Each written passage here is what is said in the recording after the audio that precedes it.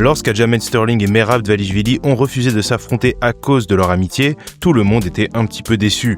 Certains accusaient Aljo d'avoir peur du danger que représentait le Géorgien, d'autres pointaient du doigt le manque de vision des deux hommes qui auraient dû tout sacrifier pour l'aspect compétitif, mais certains fans n'avaient pas la mémoire aussi courte. Parce que le MMA est certes un sport individuel, mais la majorité des combattants s'entraînent en groupe et forment des liens qui dépassent la majorité des amitiés classiques. Le tapis d'entraînement est un lieu où se forment des fraternités tenaces, mais c'est aussi un endroit chargé d'ego. Aussi exceptionnel et durable soient certaines amitiés dans le sport, et il y en a d'autres qui n'ont pas résisté à l'épreuve du temps. Parce que si vous faites du bon travail et que vous vous entourez d'excellents combattants, il est probable qu'on vous offre un combat contre l'un de votre partenaires d'entraînement, un de ces quatre. Et ce jour-là, soit vous prenez la route Sterling-Dvalishvili, soit vous décidez que ça vaut le coup. Certains combattants ont fait ce choix et parfois les choses se finissent mal. On a connu certaines des rivalités les plus intenses lorsqu'elles opposent deux anciens amis et c'est ce qu'on va voir aujourd'hui. Vous êtes sur la chaîne des Journeymen et voilà 10 amitiés qui ont été mises à mal par un combat. Numéro 10, Sergei Pavlovich contre Alexander Volkov. Le combat entre Sergei Pavlovich et Alexander Volkov a une nouvelle fois mis en lumière un problème récurrent à l'UFC, les combats annoncés avant même d'être signés. Alexander Volkov devait affronter Jailton Almeida à l'UFC 302, il avait même le contrat pour le combat contre le Brésilien entre les mains lorsque l'UFC a décidé de faire un changement de dernière minute. Au lieu d'affronter Maladinho, Volkov a été programmé contre son compatriote Sergei Pavlovich. Deux problèmes majeurs sont immédiatement apparus, non seulement le combat était une surprise pour les deux hommes qui n'avaient pas été tenus au courant par la promotion, mais surtout ils étaient de très bons amis, s'entraînaient ensemble très souvent et ce coup fourré de l'UFC a été très mal reçu par les deux combattants et par leurs camps respectifs. Il y avait même un accord tacite entre eux qu'un combat ne pouvait avoir lieu que si une ceinture ou une place de challenger était en jeu, ce qui n'était pas le cas lors de leur affrontement en Arabie Saoudite. Même si tout ce beau monde a tenté de faire annuler le combat, l'annonce était déjà sortie et l'UFC s'est montré inflexible à ce sujet. Pire encore, il semblerait que les matchmakers aient menti aux deux hommes, leur affirmant que leurs adversaires respectifs avaient accepté le combat sans hésiter, rendant complexe pour tout le monde de démêler le vrai du faux. Une situation rendue d'autant plus confuse par une discussion lunaire entre les deux hommes lors de la pesée qui montrait bien qu'il y avait eu à minima un problème de communication entre eux, mais plus probablement que l'UFC avait bien joué de roublardise pour les pousser à signer le contrat. Après un combat dominé par Volkov, Pavlovich a violemment repoussé son ami alors que ce dernier venait le saluer, montrant clairement sa frustration, probablement due à sa performance,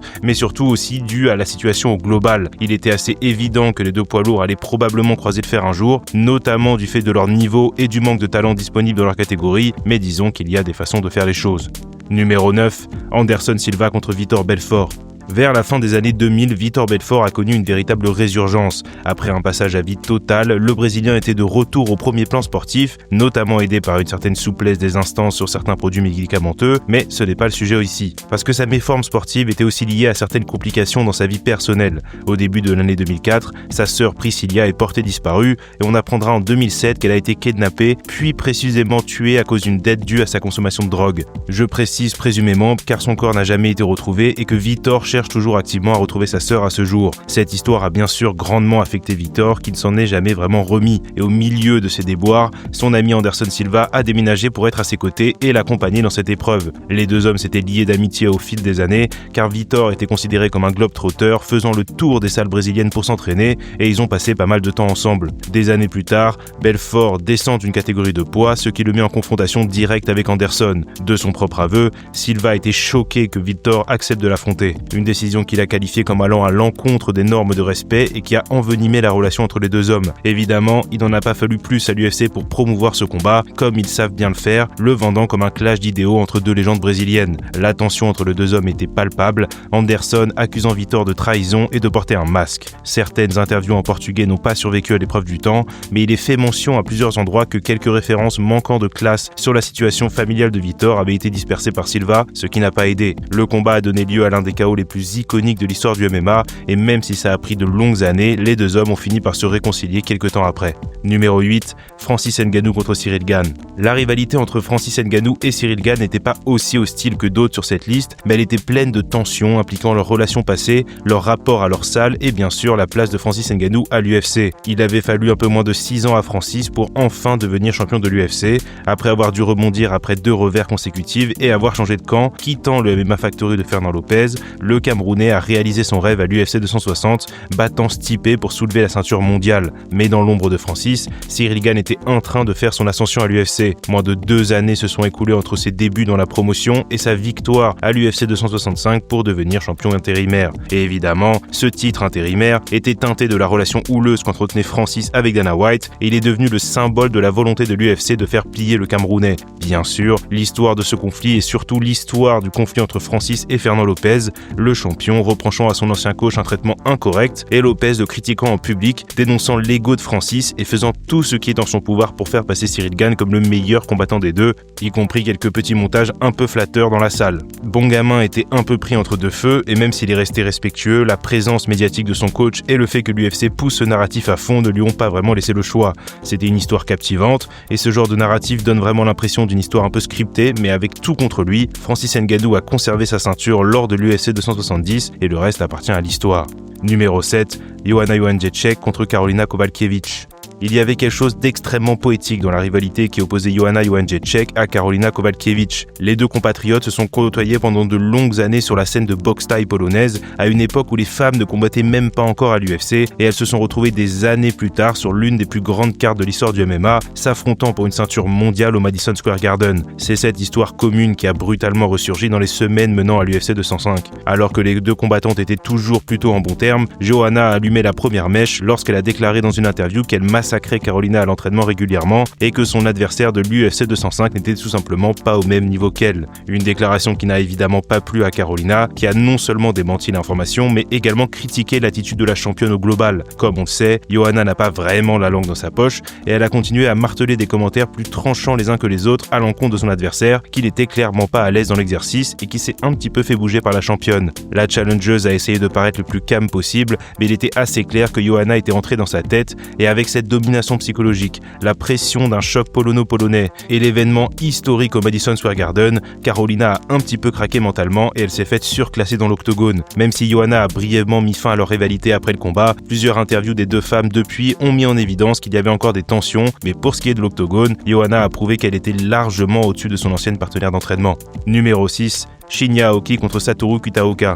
La rivalité entre Shinya Aoki et Satoru Kitaoka était très éloignée des standards occidentaux. Pas vraiment d'insultes, pas de véritable véhémence ici, mais un combat pour départager deux amis devenus rivaux qui se sont non seulement entraînés ensemble toute leur vie, mais ont également monté un club ensemble. Les deux combattants étaient les élèves du légendaire Yuki Nakai et ils ont passé des années côte à côte à s'entraîner avant de créer ensemble la Nippon Top Team en 2008, qui est devenue avec le temps le lieu de rendez-vous de la fine fleur du grappling japonais. Les deux hommes étaient rivaux, il n'y a pas vraiment d'animosité, pas d'amertume, mais une rivalité compétitive qui s'était élaborée avec le temps et encore plus accentuée lorsque Shinya était devenu champion du Dream en soumettant Joachim Hansen. Quand je dis qu'il n'y avait pas d'amertume entre les deux hommes, ce n'est pas tout à fait exact. On ne pouvait pas concevoir deux personnalités plus opposées que Shinya et Satoru. Ce dernier était très humble, réservé et se voyait comme un fidèle représentant des valeurs martiales traditionnelles.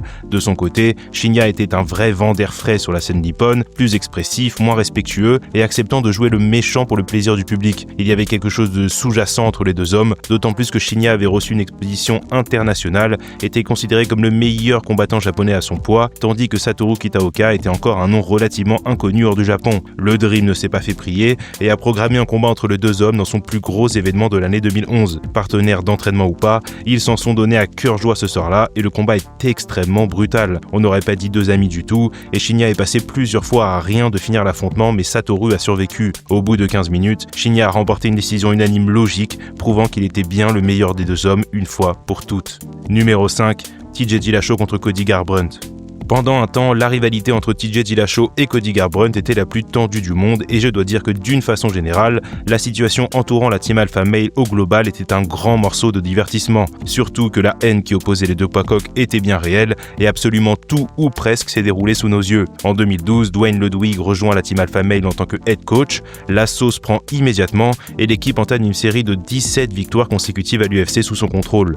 Les choses se compliquent un petit peu lorsque Uriah Faber perd contre Renan Barão KO, que José Benavidez perd contre Demetrius Johnson, puis que Chad Mendes perd contre José Aldo. Ces échecs répétés si près du but tendent les relations entre Ludwig et Uriah Faber. Au début de l'année 2014, il indique qu'il quittera la salle en fin d'année pour retourner vivre chez lui dans le Colorado.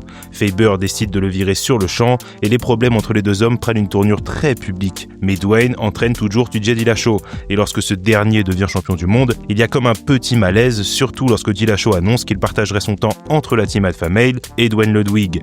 La relation entre Dillashaw et l'équipe se détériore petit à petit et surtout elle se détériore très publiquement.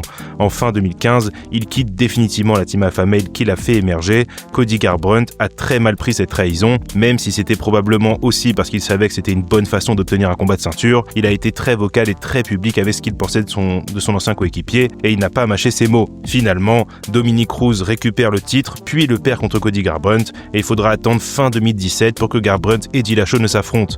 Après une saison de teuf très houleuse, Cody accuse Dillashaw d'être la raison pour laquelle Chris Holdsworth a dû mettre un terme à sa carrière après une commotion cérébrale. Il décrit Dillashaw comme un partenaire d'entraînement violent et absolument tous les fans étaient contre TJ à ce moment-là. Autant dire qu'il n'y avait plus vraiment de réconciliation possible entre les deux hommes. Leurs deux combats n'ont pas été très compétitifs en revanche. TJ Dillashaw a montré qu'il y avait plusieurs classes d'écart entre eux, récupérant puis défendant sa ceinture contre son ancien coéquipier.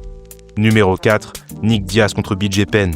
Nick Diaz et BJ Penn ont eu une fin d'amitié un peu irrationnelle et confuse et honnêtement, on n'attendait pas grand chose d'autre de leur part. Ils sont tous les deux réputés pour être un peu dans leur propre bulle et les similitudes de leur vie post-combat sont un petit peu inquiétantes d'ailleurs. Mais en 2013, les deux hommes s'entendaient très bien et se respectaient énormément. Alors que Nick devait affronter Georges St-Pierre pour la ceinture de l'UFC, il a décidé de rater plusieurs vols pour ne pas avoir à se rendre à des rendez-vous avec les médias. Cela n'a pas du tout été du goût de Dana White, il a retiré Diaz du combat de titre et BJ Penn a été appelé en short notice pour affronter le natif de Stockton. Ce qu'il s'est passé ensuite est à prendre avec des pincettes puisque le récit vient d'un seul coin, mais BJ n'aurait pas apprécié certaines déclarations de Nick ainsi que son attitude durant la Fight Week. La tentative de Diaz de le provoquer pendant le face-off aurait été la goutte d'eau faisant déborder le vase, et BJ l'aurait vécu comme un manque de respect énorme, surtout venant d'un homme qu'il considérait comme son ami. En toute honnêteté, même d'un point de vue public, c'était un peu surprenant de la part de Diaz, surtout lorsqu'on connaît la relation entre les deux hommes. Mais pour BJ, le pire était à venir.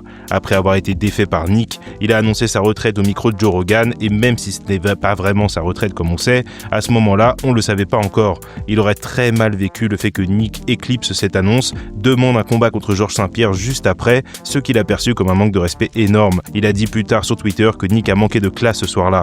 Il espérait sûrement plus de courtoisie de la part de son ami et il a eu le sentiment de n'être qu'un marchepied pour que Nick obtienne un nouveau combat de ceinture. Les deux hommes ne se sont jamais vraiment réconciliés et même si ça peut paraître léger pour certaines personnes, on n'a pas exactement affaire aux combattants les plus sensés du monde ici.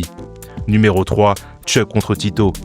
L'histoire de la rivalité entre Chuck et Tito est celle d'une collision inévitable. Les deux mi-lourds s'entraînaient à côte à la Team Punishment à la fin des années 90. Il est alors devenu évident qu'ils faisaient tous les deux partie des tout meilleurs du monde et un jour ou l'autre, ils allaient probablement devoir croiser le fer. Mais lorsque Tito est devenu champion du monde, il n'était pas exactement très chaud à l'idée d'affronter Chuck. Il a dit publiquement qu'il considérait Chuck comme un ami et ne voulait pas se battre contre lui, mais The Iceman ne l'entendait pas de cette oreille. Pour lui, Tito ne voulait pas l'affronter parce qu'il savait pertinemment qu'il n'était pas assez bon pour le battre. Selon Chuck, Tito cachait de la peur derrière un faux prétexte de loyauté afin de conserver sa ceinture. Le combat a mis énormément de temps à se matérialiser, si longtemps d'ailleurs qu'il n'y avait même pas de ceinture en jeu lorsqu'ils se sont rencontrés une première fois à l'UFC 47. Chuck a remporté le premier combat, mais ce n'était que le début de leur rivalité. Pendant plusieurs années, les deux hommes ont continué à se chercher, Tito affirmant que l'arrêt du premier combat était prématuré et Chuck devenant la star que Ortiz aurait toujours rêvé d'être lorsqu'il était champion du monde. Alors que Chuck est devenu champion de l'UFC, un second combat est programmé entre les deux hommes pour l'UFC 66. Cette soirée était de loin le plus grand événement de l'histoire de l'UFC à date, plus d'1 million de pay-per-view vendus pour une revanche extrêmement attendue qui a tenu toutes ses promesses. Chuck met Tito KO une nouvelle fois, scellant leur rivalité à jamais, puisqu'il n'y a jamais eu de troisième combat, jamais. Numéro 2, John Jones contre Richard Evans. Honnêtement, dans cette situation, c'est difficile de ne pas se sentir mal pour Evans. Alors qu'il s'entraînait chez Jackson Wick MMA, Richard voit débarquer un jeune John Jones. Il prend alors le jeune combattant sous son aile et le voit prendre en galon petit à petit. Désormais, les deux hommes sont dans une position un peu étrange puisqu'il est assez évident que John est le futur du sport, mais c'est au tour d'Evans d'obtenir un combat de ceinture contre Mauricio Rua. Richard était un ancien champion du monde et il avait cravaché pour obtenir une nouvelle opportunité. Cependant, il s'est blessé à quelques semaines du combat et l'UFC a proposé à John de le remplacer. Jones a accepté le combat bien sûr, soutenu par Rashad Evans publiquement, et il est devenu champion de l'UFC. Mais avant même de mettre ses mains sur la ceinture, John a publiquement dit dans une interview qu'il serait prêt à affronter Rashad juste après être devenu champion du monde. Une déclaration qui n'était pas du goût de Evans, qui a vu cette intervention comme un manque de respect énorme envers sa personne. Cette situation s'est envenimée au point où la salle a dû faire un choix entre les deux hommes et a choisi de soutenir John Jones. De son propre aveu, Rashad s'est senti trahi par un homme qu'il considérait comme un petit frère et par toute la salle avec laquelle il avait émergé. Et évidemment, lorsqu'il est venu le temps de mettre sur pied un combat entre les deux hommes, l'UFC a su appuyer là où ça faisait mal. Pendant plus d'1 an, ils se sont invectivés par médias interposés et ont même partagé quelques plateaux, ce qui a donné lieu à des séquences très tendues. Pour résumer la rivalité en quelques mots, c'était presque un choc générationnel. Rashad avait le sentiment qu'on avait trahi sa confiance et le respect qu'il avait pour ses partenaires d'entraînement, tandis que Jones voyait en Evans un homme plein d'insécurité et un combattant passé de date. Finalement, les deux hommes se sont affrontés à l'UFC 145 et Jones a rapporté une décision unanime plus que tranquille. Leurs relations se sont apaisées avec le temps, mais ils sont loin de leur amitié passée. Numéro 1, Jorge Masvidal contre Colby Covington. Évidemment, lorsqu'on parle d'amitié brisée par le MMA, Jorge Masvidal et Colby Covington nous viennent immédiatement en tête. Ils n'étaient pas seulement coéquipiers, ils étaient en coloc, ils étaient meilleurs amis, mais le business est venu se mettre au milieu de tout ça. On va pas se mentir, de tout ce qu'on sait sur cette histoire et de tout ce qu'on veut bien croire de cette histoire, il semblerait que Colby Covington soit responsable de la rupture entre les deux hommes. Lorsque Jorge Masvidal est revenu de sa pause et a commencé à découper des têtes chez les poids welter, Colby s'est un peu senti menacé. Pendant longtemps, les invectives entre les deux combattants semblaient si lunaires qu'on s'est tous demandé au moins une fois si ce n'était pas scénarisé. Et cette question ne sortait pas de nulle part. Dan Lambert est un grand fan de catch, il est aussi le manager des deux hommes, et Jorge Masvidal et Colby Covington ont fait des apparitions dans des promotions de catch eux-mêmes, et il semblait que leur embrouille sortait tellement de nulle part qu'elle n'était qu'une tentative de capitaliser sur la popularité des deux hommes pour glaner un gros chèque. Et puis le temps est passé, le combat a été annoncé, et tout ça a commencé à sembler bien réel. Il semblait alors que le business avait bel et bien eu raison de leur amitié, et plusieurs accusations flottaient autour de leur main event de l'UFC 272. Surtout, la rivalité ne s'est pas arrêtée à l'écrasante victoire de Colby Covington ce soir-là. Masvidal a retrouvé Colby dans un restaurant et l'a agressé, entraînant son arrestation et mettant une couche supplémentaire sur l'aspect bien réel de leur rivalité. Je vais le dire en toute honnêteté, je ne serais même pas choqué que Jorge Masvidal sorte de sa retraite pour faire la revanche contre Colby. Peut-être même que ça pourrait avoir lieu dans une carte à la Maison Blanche qu'on nous tease depuis quelques semaines. Un combat lunaire pour une soirée lunaire, ça pourrait tout à fait coller. Et vous, est-ce que vous avez d'autres exemples en tête de ce genre de choses qui auraient pu arriver? Je sais qu'on a moult exemples, là parfois ça s'envenime, parfois pas, mais voilà, c'est un sujet qui revient souvent. Comme d'habitude, n'hésitez pas à liker, à vous abonner si ça vous a plu, et nous, on se reparle bientôt, salut tout le monde.